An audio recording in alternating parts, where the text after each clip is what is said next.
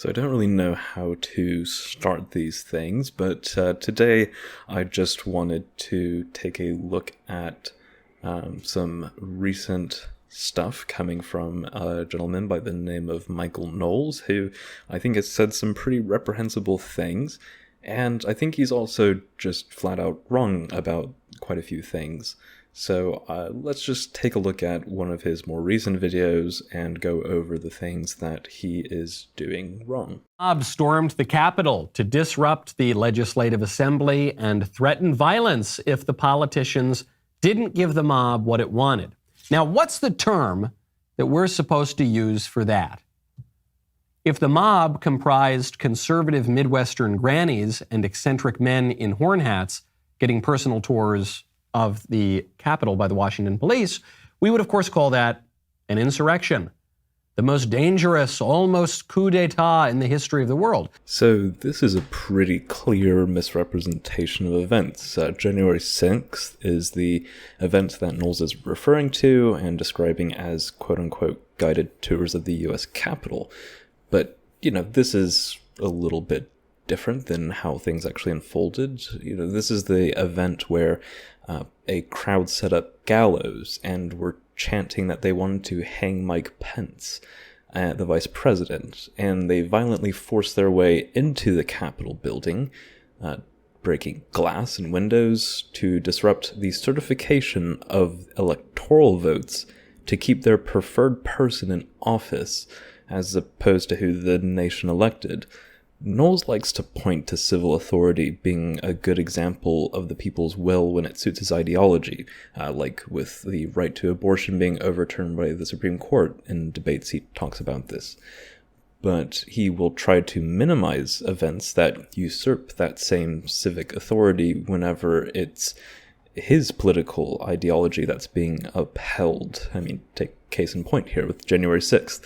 And so he doesn't apply that same logic whenever people are protesting and doing so with civil disobedience against legislators who are infringing on the rights of trans folks, because he doesn't like those people, and he will exaggerate their violence to portray them in the most negative light possible. But in this case, we're talking about a leftist mob intimidating Tennessee lawmakers just days after a leftist terror attack in the same town, just one day before a planned leftist day of vengeance. So, of course, that is nothing more than a peaceful protest. No action, no peace! No action, no peace! There, you can hear people in the gallery screaming, "No action, no peace," but they're down there on the floor, too, holding signs screaming, "No action, no peace." Obviously disrupting the assembly, disrupting the legislation. Nobody can make any laws while the mob is running the floor of the Capitol. Yeah, so these people are protesting their representatives that are legislators who are supposed to enact laws, because a pretty horrific thing happened in their community, a school shooting, and they were hoping to see their legislators actually take action. One of the things that Knowles claims in this video is that they've actually made it onto the floor of the legislatures, and this is supposed to kind of draw in equality to the people who made it onto the floor of the U.S. Capitol during January 6th. But the people on the floor in this video aren't protesters. These are actually legislators who are holding up signs and speaking through megaphones and at the microphone, trying to urge their fellow lawmakers into action, something that the community is also requesting. First, though, I want to get to our extremely corrupt current president and his spokesman. You remember that radical transgender group that responded to the shooting in Nashville by mourning the death of the shooter and insinuating that the real victims of the shooting were the transgender identifying people? Oh boy.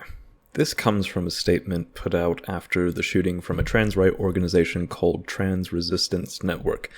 Here is their statement in full. The Trans Resistance Network has been notified the shooter involved in today's church school shooting in Nashville, Tennessee was a person identifying as transgender, known from online profiles as Aiden or Aubrey Hale. While it is not our policy to engage publicly with news media, we believe this moment calls for a thoughtful response from our collective. We point out that today's incident in Nashville, Tennessee is not one tragedy, but two. The first tragedy today is the loss of life of 3 children and adults.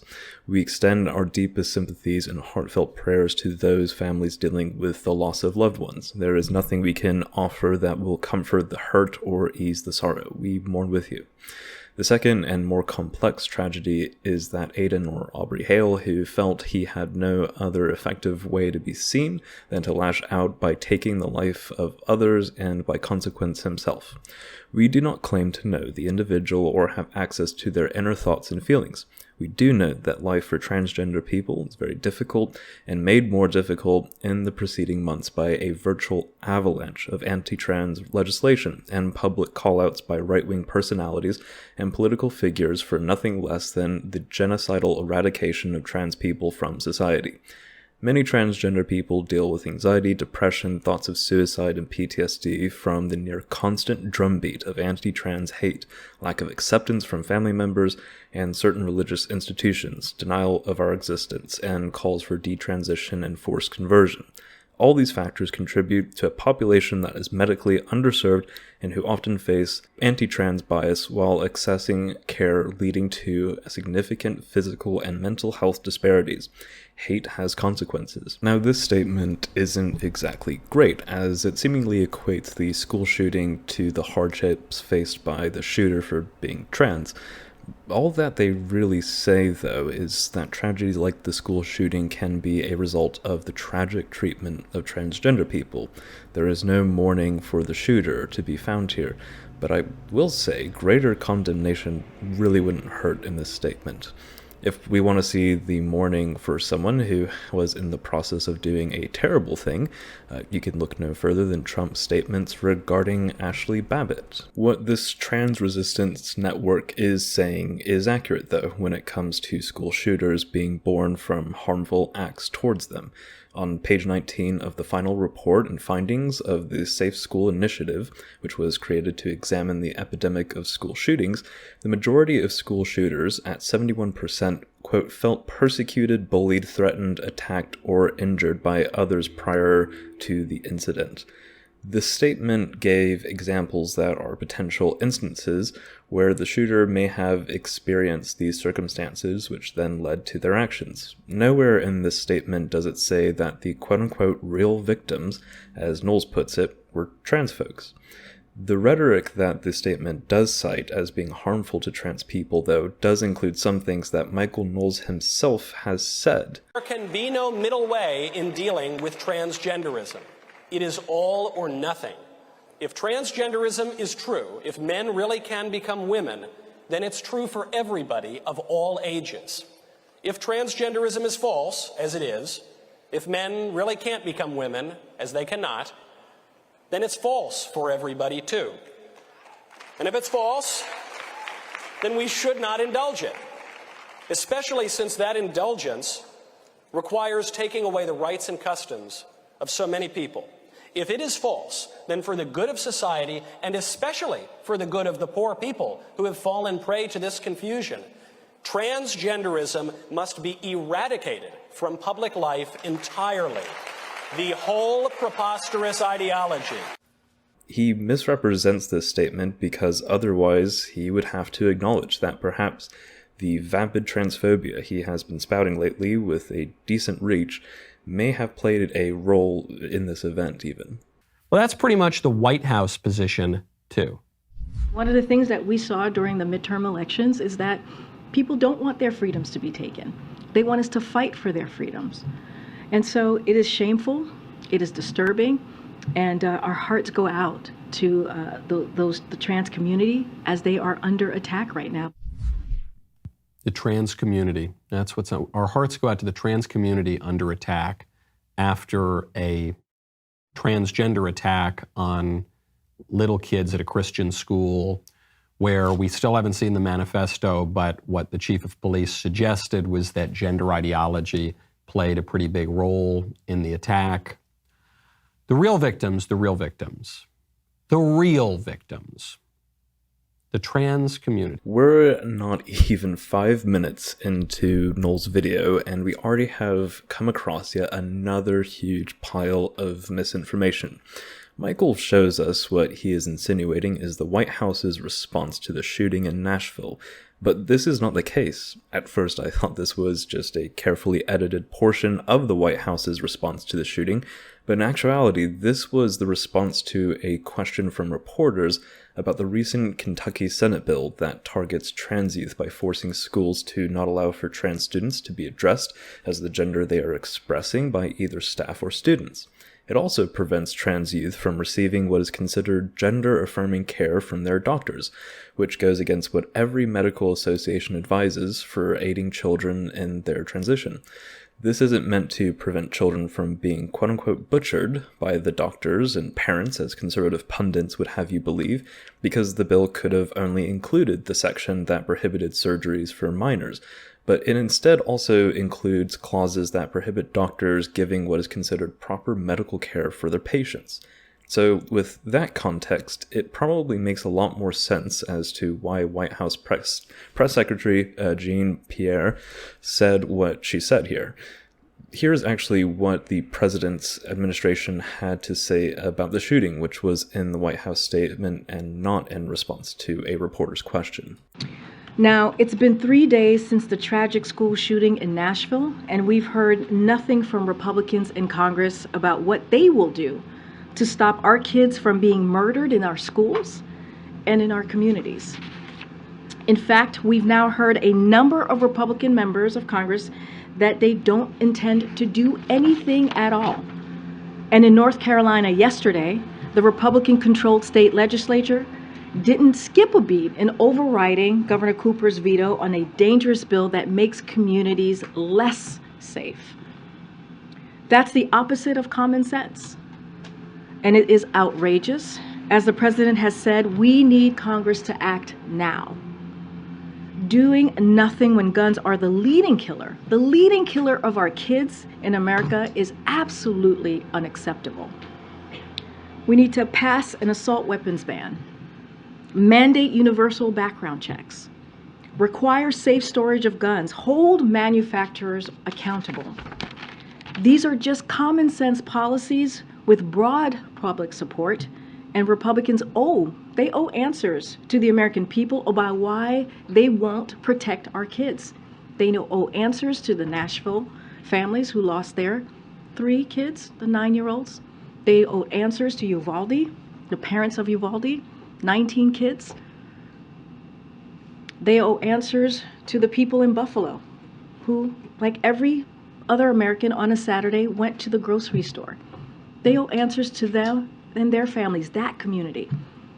Again, this is completely unacceptable, and we need to do everything that we can to protect our communities and to protect our kids. And then here is the question that preceded the clip that Michael Knowles decided to use.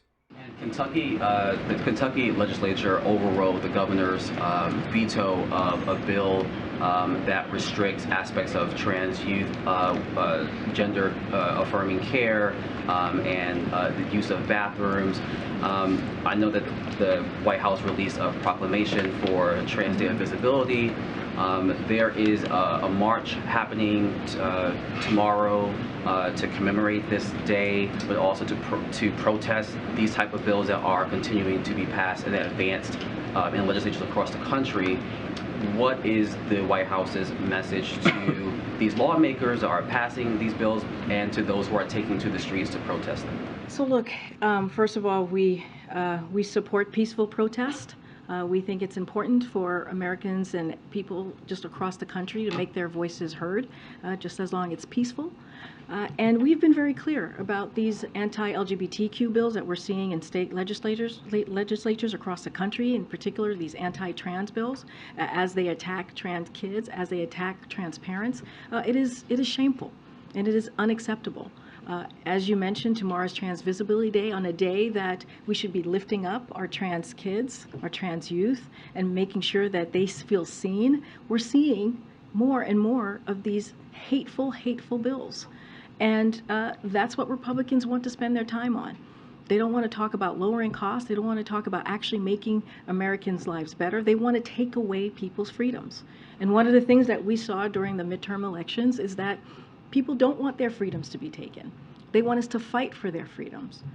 And so it is shameful, it is disturbing, and our hearts go out to the trans community as they are under attack right now. But this is a president who has said many times before he has their backs. He will continue to have their backs, and he will continue to fight for them. And his record shows that. Michael Knowles is just being dishonest about this, which, if you haven't noticed, seems to be a pretty common theme, as I haven't been able to get 5 minutes into this video without having to correct some misinformation. He is just using this as a means to attack trans people.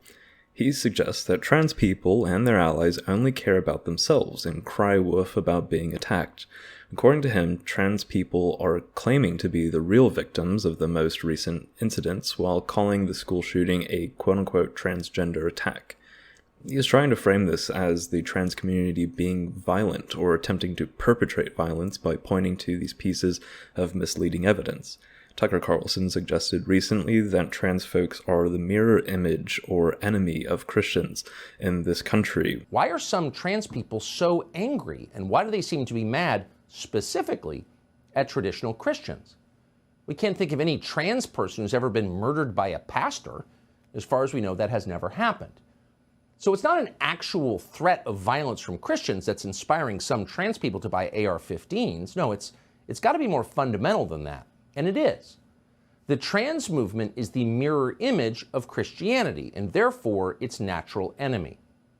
In Christianity, the price of admission is admitting that you're not God. Which is probably something that this audience of Michael Knowles has already seen, as Tucker Carlson is widely watched by conservatives. Knowles goes on to spell out his thesis that trans folks can actively be murdering you and can still be the victims. The radicals always have to be the victim. They always have to be the victim. The radicals, our radical ruling class, and whichever group of people is being used as a tool of that radical ruling class, they have to be the victim. They could be attacking you. They could be committing an act of murder. They still have to be the victim. It is not possible for disfavored groups in America ever to be the victim. Christians, conservatives, white people, men, at least men who know that they're men, those people can never, ever be the victims. If they are attacked, they had to have brought it on themselves. If they are attacked, the real tragedy is going to be the blowback that never seems to happen, by the way, but the hypothetical blowback against whichever group performed the attack. This is alluding back to the statement that the shooter may have been a victim of abuse themselves, and this was one of the factors that may have contributed to them carrying out the attack. I don't think anyone is trying to deny that Christians were killed by the shooter and were the victims in this incident. People seem to be hoping to see what was inside the shooter's manifesto to get a better understanding of their mindset when they went in and shot these innocent people who happen to be Christians. People are bringing up that trans people may face greater threats of violence because there are already obsessive efforts to marginalize trans people, as we see with the bills earlier mentioned. And videos like this are directly saying that trans people are violent and dangerous, are adding to that marginalization that people are concerned and worried about. The transgender issue ultimately is a religious debate. Does man have a nature made in the image and likeness of God? Or is man his own creation? Is man ultimately accountable only to himself and entitled to do whatever he so pleases? Whether that is doing drugs, whether that is doing weird sex stuff, whether that is chopping off his own body parts and denying reality, that man is his own God. Ye shall be as gods. That's the debate here. And so it's no wonder that the debate has come down to explicitly religious argumentation, certainly from the conservatives, but from the pro-transgender activists as well. Here is the crux of Michael Knowles and every other religious fascist point. You must conform your life and your body to the will of their ideology. This is the premise that folks like Knowles argue abortion from, and it's at the heart of why conservatives like him are so adamant about trans people not existing. It isn't about keeping kids safe from sadistic doctors or dogmatic teachings in schools. It is just about using political power and authority to force everyone into conformity with their ideology. Compare this with trans folks who do not care whether or not someone is trans. They just want to live their lives and exist. That's it. The hypocrisy is pretty clear when the Republican Party in this country claims that they don't want government to encroach on their rights. They just don't want the government to do anything that may impact their in-group, even in minuscule ways. They just want to utilize the power of the state to hurt people that they want to hurt. Now goes by Charlotte and wears a pearl necklace and says that he's a woman on Joy Reid's show discussing how Christians get the transgender issue totally wrong. I think children are only unsafe at drag shows when a shooter shows up to kill them. That's right. That's where the threat is. I would challenge anyone just to get to know trans people. We are a vibrant, diverse community, as diverse as anyone else. You know, I'm from the great state of Texas. I served in the military. I go to church every Sunday. My faith is very important to me. But God made me in her image. God made me transgender. Isn't it ironic that the people who insist that we all respect their preferred pronouns refuse to respect God's preferred pronouns? God, who refers to himself as he, him, his. God the Father, God the Son. This is kind of silly to me in a lot of ways, but I actually understand Knowles' point here. If Clymer and Michael Knowles are both followers of the same God, which is the one found in the Bible for Knowles at least, then we have pretty explicit text here that gives the he, him, his pronouns to God throughout the book. And I'm glad that Knowles is defending pronouns for Jesus, but I wish he would just do the same when it comes to people who live around him. However, this still does ring a bit of Christofascism by asking that everyone abide by your understanding of deities and not be free to exercise their religion. While doing some digging into Michael Knowles' past, which I may discuss in the future, I came across his video from several years ago about why gay marriage is wrong, which involves, as you can guess, the imposition of his religious ideology on others. In the intro, though, I saw a humorous sequence which is worth a watch. This is the funniest little hiccup I have ever seen.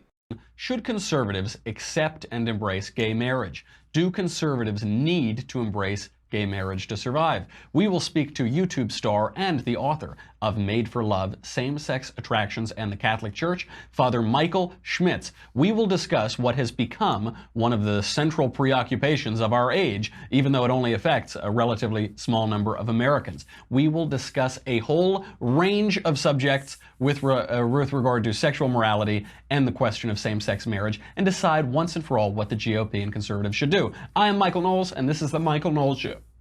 I just wanted to share something to give some relief from all this horrible bigotry. But anyway, back to the horrendous stuff. And it shows you that this was never about live and let live. Live and let live, by the way, is even, it's the sort of nice version of saying, hey, we're not going to submit our views to reason. I'm just going to do exactly what I want to do, and you're just going to do exactly what you want to do, and we're going to follow our own tyrannical wills, even if they take us to absurd ends. But it was never about live and let live. This was always about destroying things. Just to be clear, his complaints about this trans woman who has some religious group that reframes Catholicism in a way that Knowles doesn't care for is not okay, and indicative of trans people trying to destroy things. But the contradiction here is that he actively calls for the eradication of trans people and defends legislation that effectively does so. This is not a means of trying to destroy something. Again, fascists don't care about hypocrisy or contradictions in their movements because, again, the point is to hurt the people they want to hurt. I hope this helps highlight how horrible the takes from conservative commentators are regarding trans folks, and that it will help show how easy it is to poke holes in what they have to say, and also show exactly how they lie about these things. I'd also like to highlight some videos and other creators who have produced incredible content around the issues of trans folks, and especially whenever such hostility is being leveraged against them. That will either be linked somewhere, if I can figure out how to put it on the screen, it'll be there. But that is it for me, and I hope that everyone stays safe.